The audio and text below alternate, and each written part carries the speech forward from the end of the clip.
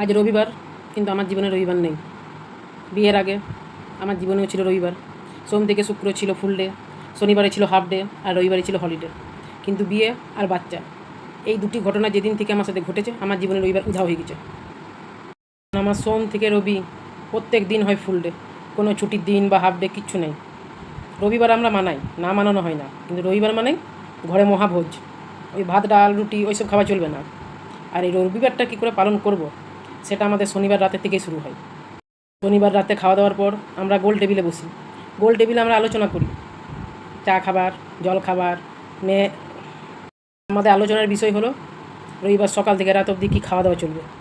ঘুম থেকে উঠে চায়ের সাথে কী খাবো, তারপর 2-3 ঘন্টা পর জল খাবার কী খাবো, তারপর আবার 2-3 ঘন্টা পর দুপুরের খাবার কী খাবো, তার আবার 2-3 ঘন্টা পর বিকেলবেলায় কী খাবো, আবার 2-3 ঘন্টা পর সন্ধ্যেবেলায় কী খাবো, আবার 2-3 ঘন্টা পর রাতের খাবার কী খাবো।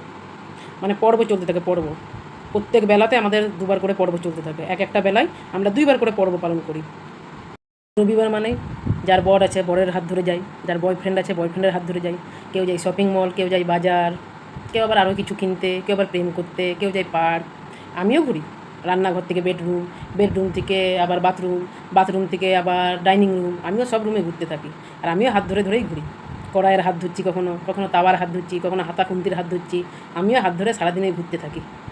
তাই সরকারের কাছে আমার বিশেষ অনুরোধ, আমাদের মতো মহিলারা যারা সকাল থেকে রাত পর্যন্ত সংসারের কাজকর্ম মাথায় টেনে নিয়ে বেড়ায়, তাদের আলাদা করে যেন একটা ছুটির দিন দেওয়া হোক।